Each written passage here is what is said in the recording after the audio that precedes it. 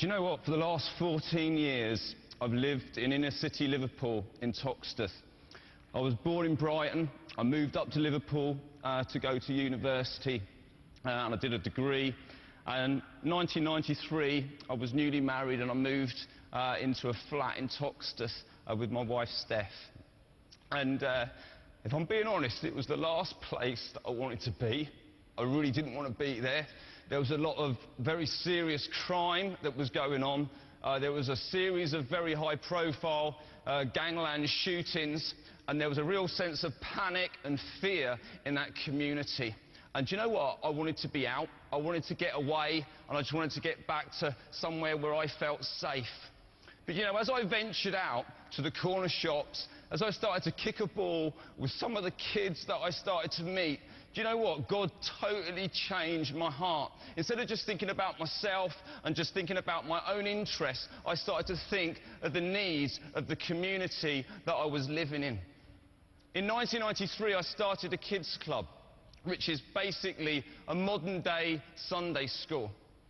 You know, now, 14 years on, we have over 500 kids that come to Kidz Club every single week. There's over 1,500 kids that are visited in their homes every single week. For the last 14 years, I've personally made 100,000 home visits. In the UK alone, the Kidz Club network makes over 1 million home visits every single year. This work is carried out by volunteers. Nobody gets paid. In fact, I worked for 8 years as a full-time volunteer. In 1995, I was offered a very lucrative job as a graphic designer, and I turned it down because my heart had been changed. My heart had been transformed. I worked for 8 years for nothing, supported by my wife, who was a teacher at a local comprehensive school. 14 years on, these kids that broke my heart have grown up, and I'm so proud of every one of them. I still see them week in, week out. We've started mentoring groups. I personally mentor 12 young men in the community that I'm raising up to be future leaders in our city.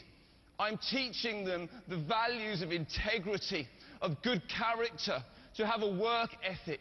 A lot of these kids, all they've ever needed is somebody to look up to, somebody to believe in them, somebody to say, I love you, somebody to say, do you know what, you matter, and that I care about you.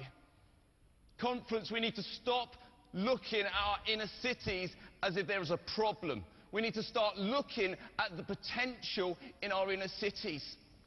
The kids that I know, the families that I know that have been broken by crime and by drugs are just waiting for somebody to give them an opportunity. They're waiting for someone to say, come on, I'm going to give you a hand up. Yes, you can go to university. You can do something amazing with your life. We need to believe in the kids of our inner cities.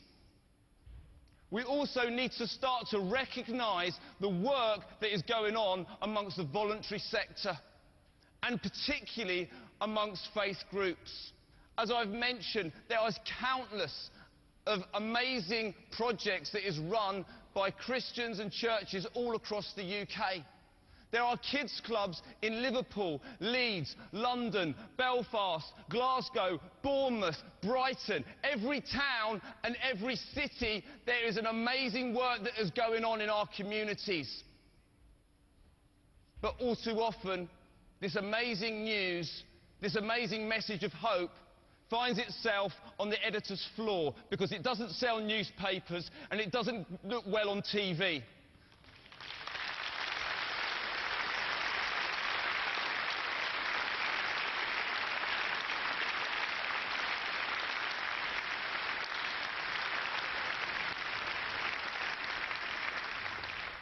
I believe there is hope for our inner cities.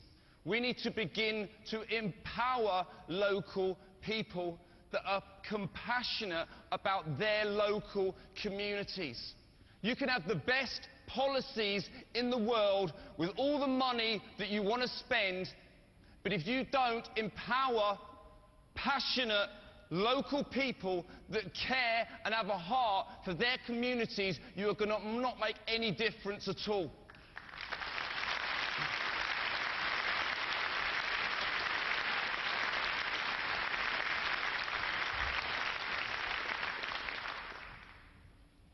We need to bring hope to our cities. We need to start to care about the children and the young people who live on the edge of society. We have an opportunity and an obligation to make a difference, to do whatever it takes to see our cities transformed. Thank you very much.